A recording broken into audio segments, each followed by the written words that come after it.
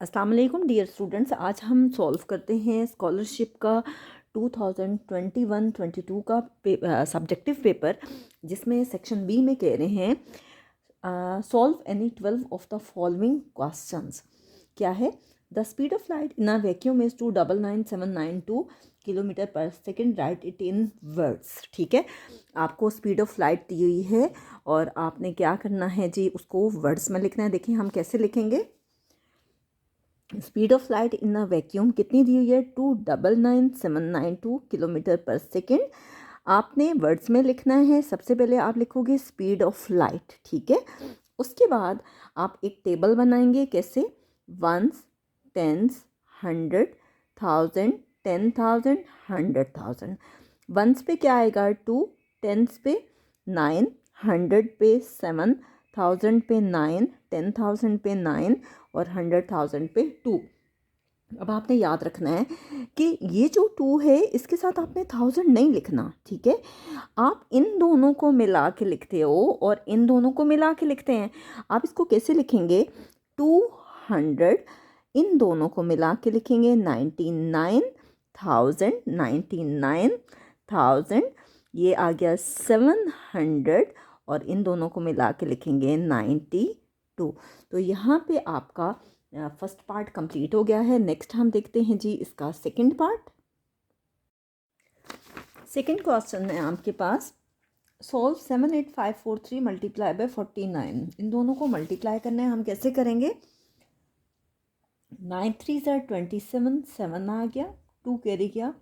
9 4 ज़र 36, 36 में 2 ऐड करें 38, 8 आ गया, 3 कैरी गया।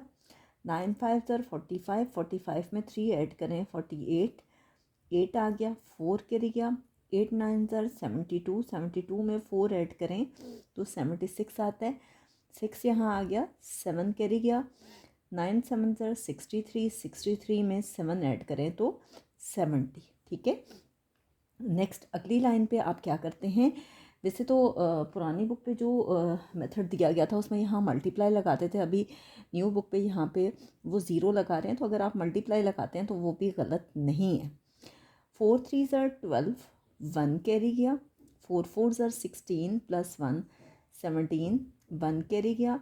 5 4 ज़र 20 प्लस 1 21, 2 कैरी गया। 8 4 ज़र 32, 32 में 2 ऐड करें 34, 3 कैरी गया। 7 4 ज़र 28, 28 में 3 ऐड करें 31।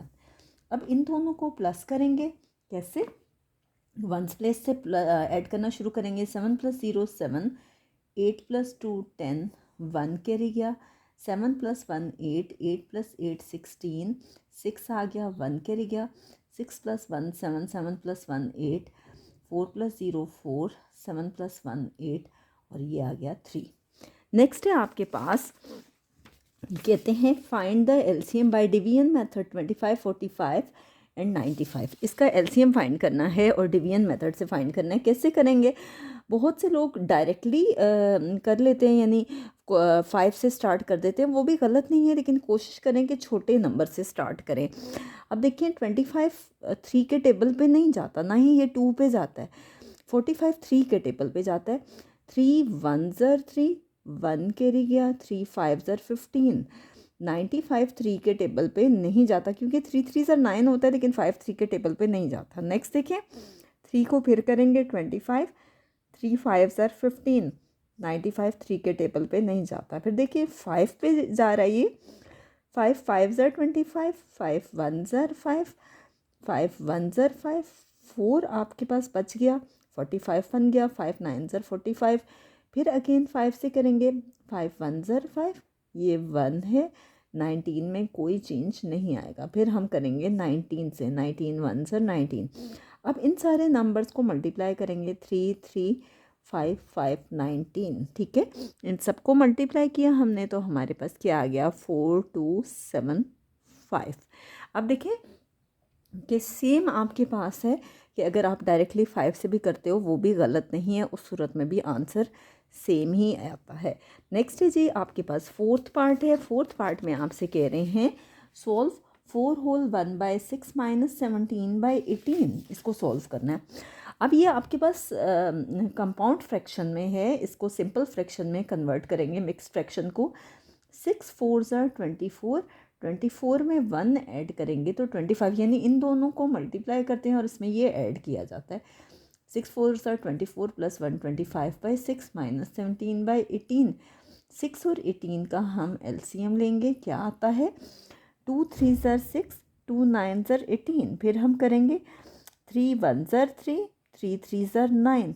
फिर अगेन 3 से करेंगे 3 1 3, 3 1 3। आप देखें 2 3 6, 6 3 18, एलसीएम 18 आ गया।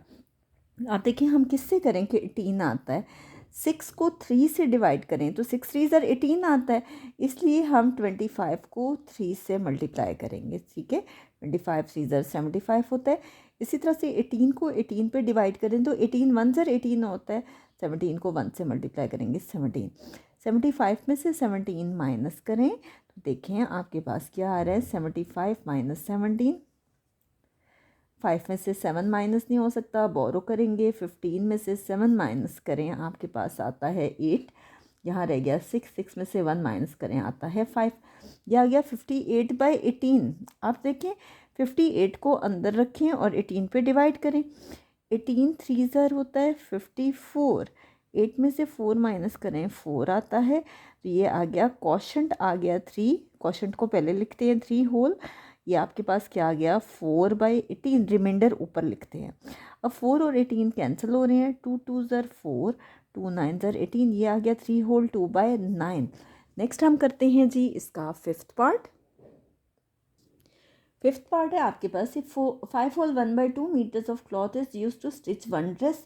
एक ड्रेस स्टिच करने के लिए इतना कपड़ा लगता है 5 whole 1/2 metre. How much cloth will be use to stitch 7 dresses. 7 dresses के लिए कितना कपड़ा चाहिए होगा। याद रखिएगा जब ज़्यादा की वैल्यू मालूम करनी होती है तो हमेशा मल्टीप्लाई करते हैं। तो देखें क्या होगा, cloth is use to stitch 1 dress. एक ड्रेस के लिए कितना कपड़ा चाहिए 5 होल 1/2 मीटर। इसको सिंपल फ्रैक्शन में कन्वर्ट करेंगे, कैसे 5 2 10, 10 में 1 ऐड करें 11/2 मीटर आ गया। Cloth is use to stitch 7 dresses, जो आंसर आया है उसको 7 से मल्टीप्लाई करेंगे। यहाँ डिनोमिनेटर में कुछ भी नहीं है। 11 7 77, 2 1 2, 77/2 मीटर। अब देखिए क्या होगा 2 3 6, 7 में से 6 माइनस करें 1 आता है, इस 7 को नीचे उतार लें। 2 8 16, 7 में से 6 माइनस करें फिर आ गया 1। सबसे पहले क्वोशंट लिखते हैं 38 आया, फिर रिमाइंडर लिखते हैं 1 आया। 38 होल 1/2 हम इसको लिख सकते हैं। नेक्स्ट है how many months will there be in 3/4 year. 3/4 year में कितने मंथ्स होते हैं ये देख लें। यही क्वेश्चन है, how many months will there be in 3/4 year. 1 year में 12 मंथ्स होते हैं, तो 3/4 ईयर है, 3/4 को मल्टीप्लाई करेंगे 12 से। 4 1 4, 4 3 12, 3 3 क्या हो जाएगा 9 मंथ्स, ठीक है। नेक्स्ट है आपके पास, आपने सॉल्व करना है 1.999 माइनस 1.088 माइनस करना है। डेसिमल के नीचे डेसिमल, ठीक है। 9 में से 8 माइनस करें 1, 9 में से 8 माइनस करें 1, 9 में से 0 माइनस करें 1 और 1 में से 1 माइनस करें 0। डेसिमल का डेसिमल लगेगा। नेक्स्ट हम करते हैं जी इसका 8th पार्ट। 8th पार्ट में आपसे कह रहे हैं find the area of the carrom board whose perimeter is 40 centimetre. Area of carrom board find करना है जबकि पेरीमीटर 40 सेंटीमीटर है। पेरीमीटर ऑफ स्क्वायर दिया गया है 40 सेंटीमीटर और पेरीमीटर ऑफ स्क्वायर का फॉर्मूला है जी 4 × L, ठीक है। तो पेरीमीटर ऑफ स्क्वायर गिवन है जी 40 सेंटीमीटर, किसके इक्वल है 4 × L के। अब देखिए इस 4 को यहाँ डिवाइड कर दें, 4 10 40, लेंथ हमारे पास कितनी आ गई 10 सेंटीमीटर। आप इसको ऐसे भी कर सकते हैं कि देखें पेरीमीटर दिया गया है 40 सेंटीमीटर और आपको पेरीमीटर का फॉर्मूला होता है perimeter of square. Carrom board जो है वो स्क्वायर शक्ल में है, 4 × L = 40 सेंटीमीटर। तो ये 4 यहाँ डिवाइड होगा क्योंकि कोफिशिएंट को ख़त्म करने का ये तरीका होता है कि उसे बहुत साइड्स पे या एक साइड पे डिवाइड कर दें। तो ये आ गया 4 10 40। आप दोनों में से जो भी करना चाहते हैं, चाहे इस तरह से या इस तरह से, एक ही बात है। अब आपको एरिया ऑफ कैरम बोर्ड बताना है जो कि स्क्वायर शेप में है, तो क्या फॉर्मूला होता है, length multiply by length. Length आ रही है 10 सेंटीमीटर, 10 को 10 से मल्टीप्लाई करें तो ये आ गया 100 सेंटीमीटर स्क्वायर। एक बार फिर बता रही हूँ, या ये इस तरह से कर सकते हैं या आप इस तरह से। नेक्स्ट है आपके पास नाइन्थ पार्ट। नाइन्थ पार्ट में आपसे कह रहे हैं कि right in ascending order. Ascending means छोटे से बड़ा, ठीक है। देखें 3.4 दिया हुआ है, 3.54, 55, 45, 14 और 04। यहाँ 4 के साथ एक और डिजिट नहीं है, आप 0 लगा दो, ठीक है। असेंडिंग में सबसे छोटे से बड़ा, सबसे छोटा जी पॉइंट के बाद है जी 0, फिर डेसिमल के बाद क्या है 1, फिर डेसिमल के बाद है जी आपके पास 4 भी है और 4 यहाँ पे भी है, तो एक है 3.40, तो फिर ये है 3.40 के बाद 3.45, फिर 3.54 और फिर 3.55। ये आपके पास असेंडिंग में कन्वर्ट हो गया।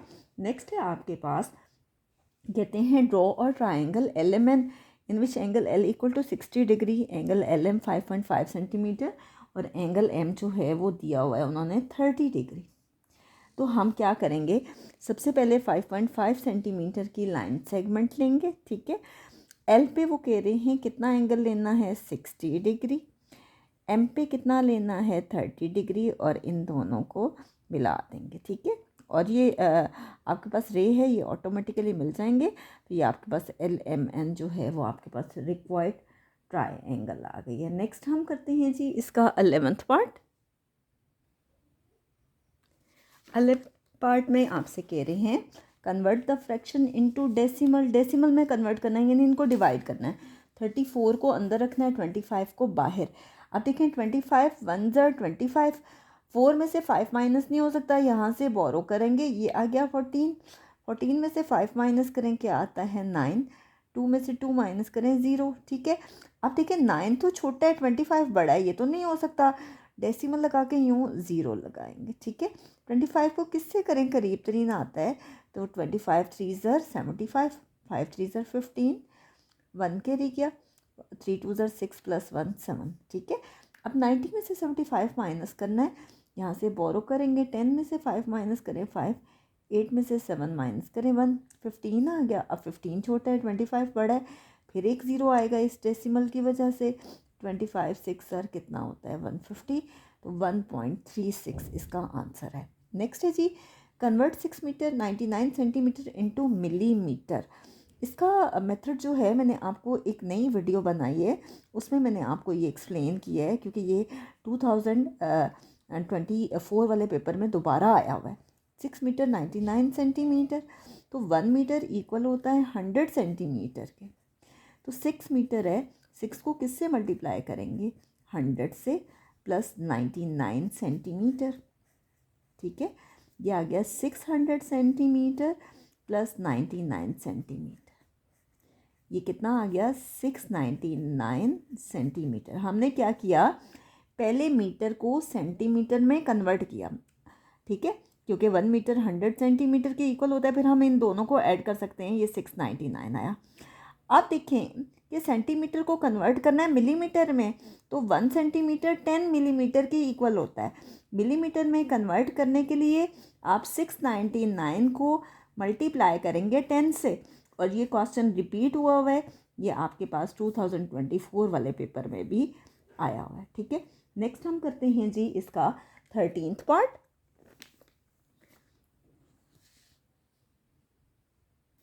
13th पार्ट है आपके पास, कहते हैं solve 40 months 28 days minus 38 months 17 days, दोनों को माइनस करना है। 40 मंथ्स 28 डेज 38 मंथ्स 17 डेज, 8 में से 7 माइनस करें 1, 2 में से 1 माइनस करें 1, 11 डेज आ गए। अब 40 में से 38 माइनस करना है, तो हमें डायरेक्टली भी पता है कि 2 आता है, बहरहाल हम बोरो करेंगे। 10 में से 8 माइनस किए 2, 3 में से 3 माइनस किए 0, ये आ गया 2 मंथ्स एंड 11 डेज।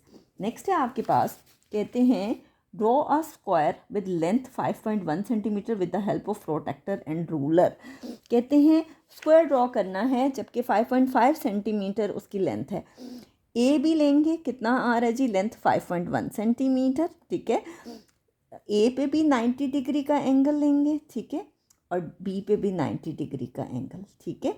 फिर क्या करेंगे, अपनी कंपास को आप खोलेंगे, कितना 5.1 सेंटीमीटर, और आप आर्क